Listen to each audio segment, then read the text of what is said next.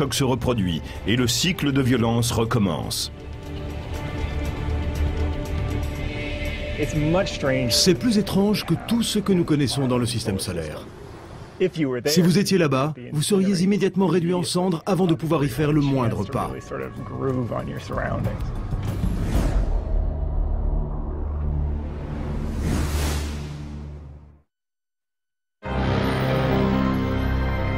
Il semble que l'univers aime créer des mondes étranges, même dans les endroits les plus dissemblables. Voici un pulsar, une variété d'objets stellaires très rapides qu'on appelle les étoiles à neutrons.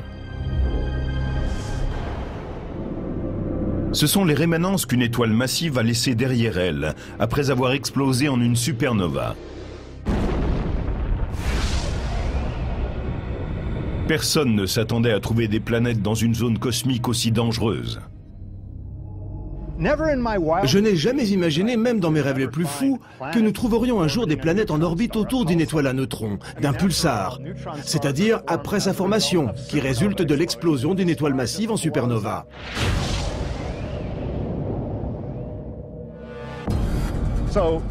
D'autres planètes ont sans doute commencé là, à partir de ce qui a été pulvérisé. Au début des années 90, les astronomes Alexander Volzan et Del Frail, à l'aide du radiotélescope d'Arecibo à Porto Rico, ont découvert 2 planètes rocheuses autour d'un pulsar, à 10 500 milliards de kilomètres de la Terre. En fait, leur découverte est antérieure à celle de 51 Pégase B, ce qui fait d'eux les premiers mondes extraterrestres jamais détectés. Mais ils tournent de façon si étrange autour des étoiles que beaucoup d'astronomes considèrent les planètes des pulsars comme une catégorie en soi. Les planètes des pulsars sont très intéressantes. Elles ont une masse très faible, proche de celle de la Terre. Elles forment une classe particulière, une famille très intéressante, mais elles sont loin d'être les plus répandues. Comme on pense que la plupart des planètes se sont formées à partir du même disque de gaz et de poussière que leur étoile parente, il est clair que celles liées au pulsar ont emprunté un autre chemin. Ces planètes doivent avoir été formées après l'explosion d'une supernova.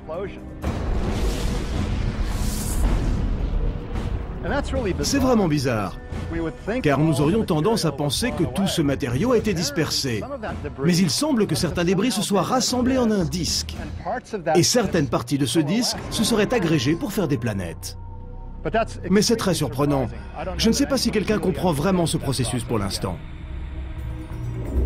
On pense que les planètes des pulsars ont une surface rocheuse. Mais elles ne semblent pas pouvoir accueillir des formes de vie, et une excursion humaine ne pourrait durer bien longtemps.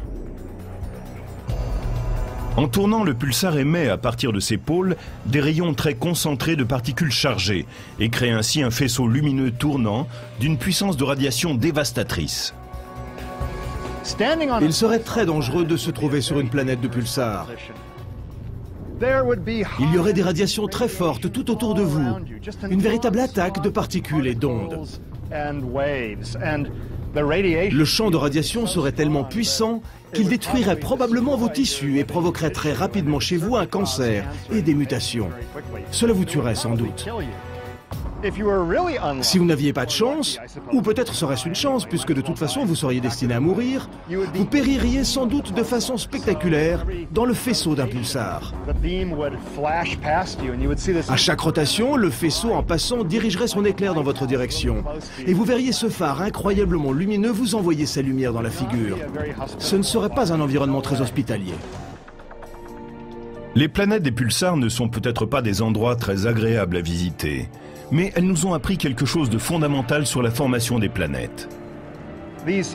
Ces étranges planètes qui tournent autour d'une étoile à neutrons nous ont appris que la formation d'une planète pouvait être assez simple. La gravité aime assembler les éléments lorsqu'ils sont assez nombreux dans une zone donnée. Si la nature est aussi apte à créer des planètes, fût-ce dans des circonstances difficiles, alors il y a de grandes chances que l'univers en soit peuplé et que quelque part dans le cosmos, d'autres terres attendent d'être découvertes. Mais dans ce cas, où sont-elles ? Pourquoi ne les avons-nous pas encore trouvées? Les premières planètes découvertes à la fin des années 1990 étaient des planètes massives qui font 3000 fois la masse de la Terre. Il n'est pas très étonnant que nous ayons trouvé les plus massives en premier. Comme les séquoias géants qui sont derrière moi, elles étaient les plus faciles à voir étant donné la distance à laquelle nous sommes. Alors quand nous trouvons une étoile et que nous disons « Voilà, il n'y a qu'une seule planète massive », comme on dirait « Il n'y a qu'un seul séquoia géant », il est presque sûr que ce n'est pas vrai. Il y a certainement des forêts de planètes, d'astéroïdes et de comètes qui tournent aussi autour de cette étoile. Les astronomes continuent à scruter les systèmes solaires extraterrestres et ils sont de plus en plus proches de trouver des planètes similaires à la Terre. Voici Gliese 436b. Elle fait à peu près 20 fois la masse de la Terre et est semblable à Neptune par sa masse et par sa taille. Elle tourne autour d'une étoile qui est à 30 années-lumière dans la constellation du Lion. Je suis très excité par la découverte de Gliese 436. C'est la découverte la plus importante depuis celle de 51 Pégase B. Peut-être est-ce même plus important. Ce qui excite tant Geoff Marcy, c'est que la densité de cette planète est de 2,1 grammes par centimètre cube. Que cela signifie-t-il? C'est un nombre spectaculaire, parce que tout écolier sait que la densité de l'eau est d'1 gramme par centimètre cube. Et il sait aussi que la densité de la roche dont est faite la Terre est de 5 grammes par centimètre cube. Donc, cette planète qui tourne autour de Gliese 436 se compose d'un mélange de roche et d'eau. Une planète faite de roche et d'eau, cela ressemble fort à notre Terre. Mais Gliese 436b comprend tellement d'eau qu'il n'y aurait aucun continent émergé. Et vous n'aimeriez certainement pas plonger dans les océans de ce monde extraterrestre. Peut-être y a-t-il de l'eau sous forme liquide à la surface, mais en dessous, cela devient un peu bizarre. Il y a tellement d'eau que la force gravitationnelle des molécules d'eau pousse vers le centre et qu'elles sont presque en contact les unes avec les autres. C'est très étrange comme type d'eau. Nous l'appelons de la glace, même si ce n'est pas froid, car les molécules d'eau sont disposées selon la structure de la glace, mais c'est uniquement dû à la forte pression. Il est clair que Gliese 436b ne ressemble pas vraiment à la Terre. Mais que serait cet objet extraterrestre? Que ferait une exoplanète qui serait réellement semblable à la Terre? En premier lieu, elle devrait être constituée de roches, avoir assez d'eau pour qu'il y ait des océans, mais pas trop non plus pour que les continents ne soient pas entièrement submergés. Elle devrait aussi être localisée dans une zone habitable autour de son étoile. Une zone habitable est une distance de l'étoile telle qu'une planète comme la Terre pourrait conserver de l'eau liquide à sa surface. Car si l'on prenait la Terre et qu'on l'approchait trop près du Soleil, les océans se mettraient à bouillir, ce qui n'est pas favorable à la vie. Et dans l'autre sens, les océans gèleraient, ce qui ne permet pas non plus l'apparition de la vie. Dans notre système solaire, les zones habitables vont de l'orbite de Mars jusqu'à la région la plus proche qu'est l'orbite de Vénus. Mais la zone habitable de systèmes solaires extraterrestres dépend de la chaleur de l'étoile. À l'heure actuelle, notre meilleure chance de trouver une planète habitable semblable à la Terre réside dans l'observation des étoiles appelées les naines rouges de type M. Les naines rouges sont des étoiles très particulières. Si notre Soleil était une ampoule de 100 watts, la naine rouge serait une ampoule de 10 watts. Cela signifie que, pour qu'elle reste assez chaude, il faut de l'eau liquide, pas de la glace. Mais il ne faut pas non plus que cette eau soit trop chaude, ce qui est le cas si on se rapproche trop de l'étoile. Les planètes d'une étoile sont plus faciles à détecter avec notre technique, parce qu'elles ont plus d'influence sur l'étoile. Une de ces naines rouges, Gliese 876, a au moins 3 planètes en orbite autour d'elle. 2 d'entre elles sont des gazeuses géantes. Mais la troisième, Gliese 876d, est une des plus petites planètes découvertes à une si grande distance. Elle fait 6 à 7 fois la masse de la Terre et se situe juste à la limite de la zone habitable de l'étoile. La planète décrit son orbite en 1,9 jours autour de son étoile parente. Mais comme celle-ci est très peu lumineuse, Gliese 876d se trouve à la limite de ce qu'on pourrait imaginer être la zone habitable.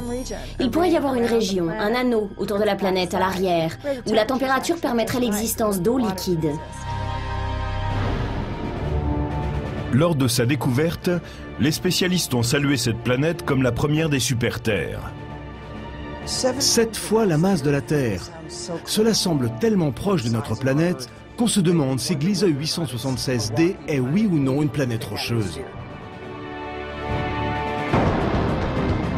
Aujourd'hui, les experts ne sont pas sûrs qu'il s'agisse d'une grande planète rocheuse. Comme Gliese 436b, elle pourrait être submergée par un océan très dense.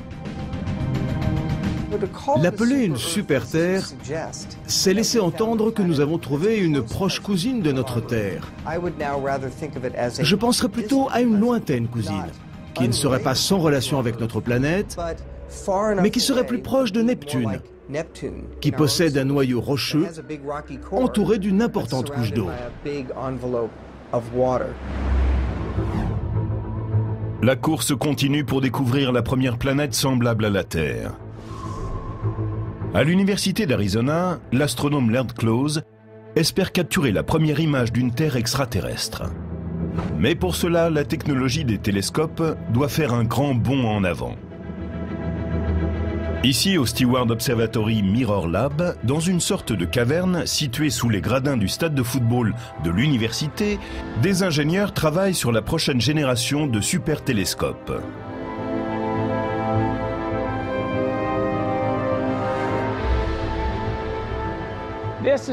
C'est le miroir le plus large qui ait jamais été construit. Il mesure 8,40 m de large, ce qui n'est qu'un septième de la taille du futur grand télescope Magellan.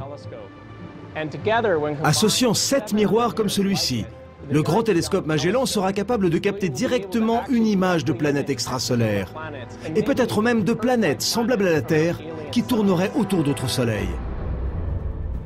Ce télescope, qui devrait être opérationnel en 2016, sera à même de prendre des images 10 fois plus précises que le télescope spatial Hubble. La NASA et l'Agence spatiale européenne développent également plusieurs missions qui utiliseront des télescopes basés dans l'espace pour chercher des étoiles et nos parentes planétaires. Ce sera incroyablement excitant pour l'humanité de savoir s'il y a ou non, autour de ces petits points de lumière que nous voyons dans la nuit, des planètes en orbite qui ressemblent à la Terre.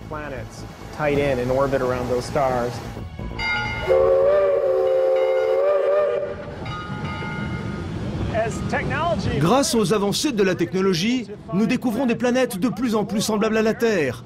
Des planètes qui abritent peut-être des formes de vie, et peut-être même des forêts et des trains à vapeur.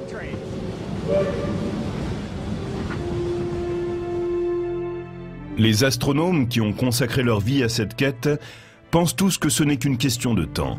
Ils sont certains de trouver un jour la première planète vraiment sœur de la Terre.